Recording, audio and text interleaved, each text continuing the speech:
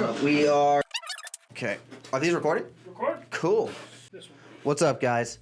In this video, I am going to talk about my experiences in prison. I'm going to talk about how prison shaped who I am today and the things that I learned in prison, how I used those things later on in my life. This is actually the first video. I did not use a script. I completely freestyled this video, so it might have gotten a little bit all over the place. I apologize if it did. I'm going to start by talking about my life before prison, though.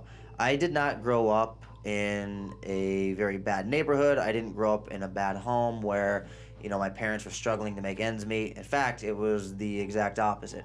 My mom and dad were business owners. They owned a small business. My mom owned a trucking company.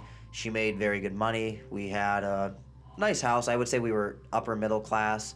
My parents didn't drink excessively. They didn't beat me. They didn't use drugs. I grew up in a very good home. So how in the world did I end up going to prison for 7 years as a teenager?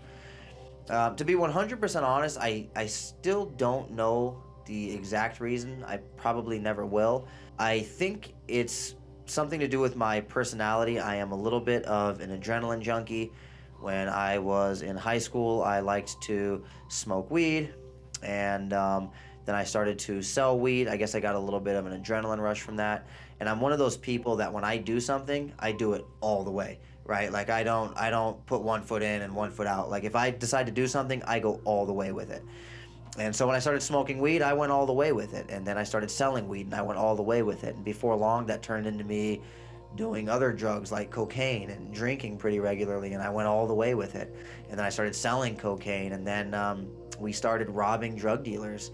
I know it sounds crazy coming from a good home, but you know, by the time I was 17, I had probably robbed 100 drug dealers. My best friend, he got shot in the stomach. I, dragged him into the hospital. He almost died. We're still friends to this day.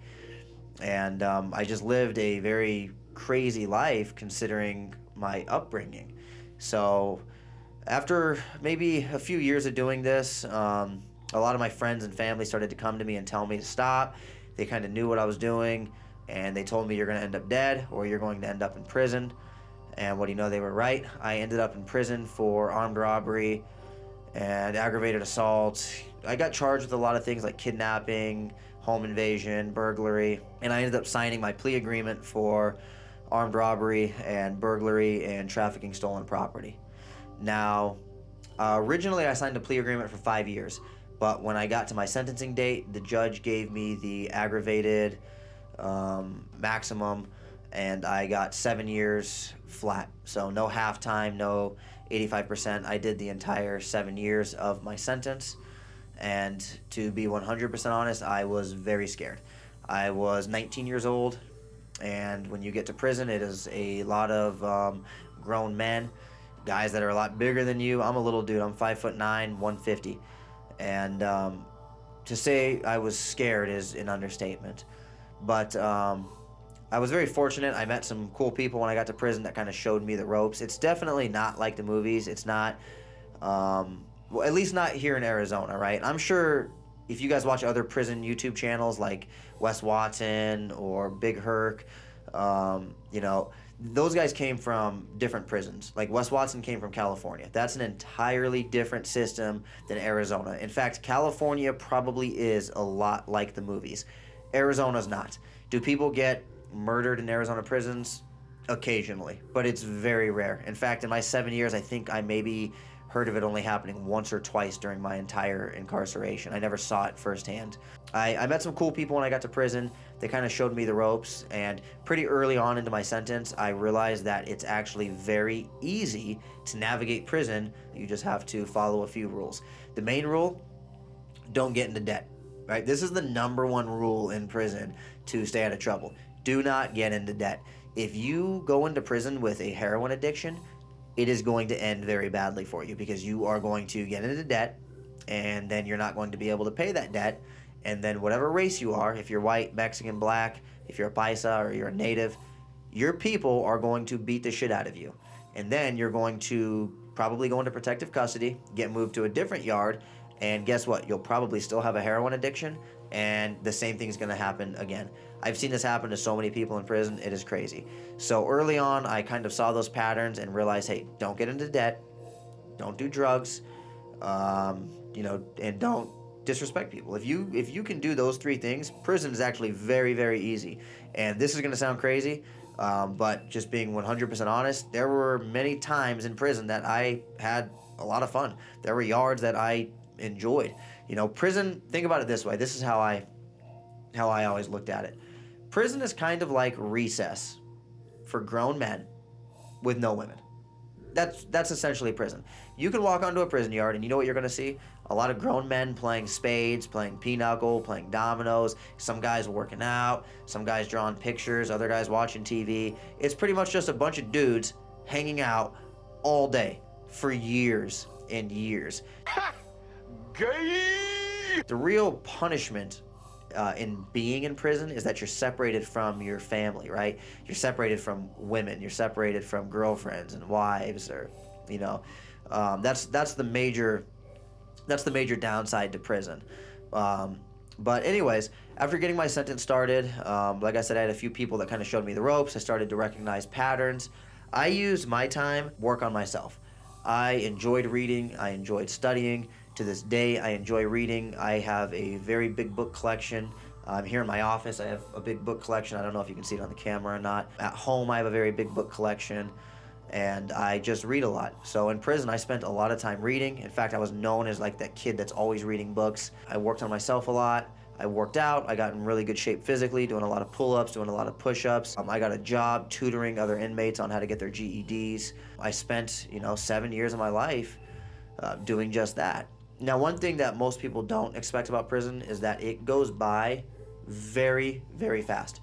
Prison flies by. And in fact, this is maybe one of the worst things about prison. And I know that sounds weird because you would be like, I want it to go by fast. But what happens when you get to the end of a 7-year sentence is you look back and you're now 26, but you still feel 19. It feels like you were in a time capsule. And when I got released from prison, it was very difficult because I felt like a 19-year-old. I felt I had just been trapped in a space-time continuum for 7 years. And I came out, and all of my old friends from high school that were now 26, their lives were put together. They had, wives, they had children, they had homes and cars, and I had nothing. I had pretty much just to start over completely, so it was a little bit overwhelming. Some of the key things that I learned in prison that I use to this day, though, are patience, right? Like, obviously, you have to learn to become patient in prison. You are pretty much waiting for everything. If you buy, like, a new pair of shoes, you have to go wait in line at the property office for, like, hours and hours to get a new pair of shoes. It's not like out here in the real world where everything is instant gratification. Prison definitely taught me patience, and I use that today as a business owner. I use that in my business to, I've kind of just learned to relax, sit back, enjoy the ride. Another thing that prison really helped me with that, I still use to this day was to enjoy the time. I really hate when I hear people say things like, I can't wait till next month, or I can't wait till next year. And I think people look forward so much to things in the future that time between now and whatever that event in the future is kind of taken for granted. And I really appreciate every single day. I sit there sometimes and just remember being in prison, remember, being separated from my family, being separated from my daughter, being, separated from my friends, being separated from my freedom, what it felt like. And I definitely don't take time for granted anymore. I do not, I'm not like waiting for next year. I'm not like so excited for next month to happen. I genuinely enjoy today. And that's probably the biggest lesson, the biggest thing that I took away from prison that I use to this day. My channel is all about change. It's all about how I went from being in prison to being a business owner, to being a husband, to being a father, how to be a man, how I learned, how to have respect towards other people and integrity, and how I use all of those things now after prison. And if you guys like to see content about prison, if you like to see content about positive change, self-improvement, I would appreciate if you subscribe to the channel, give it a thumbs up. I am going to be shooting more videos in the future, a lot more videos, and I look forward to seeing you guys in some of them. Thank you.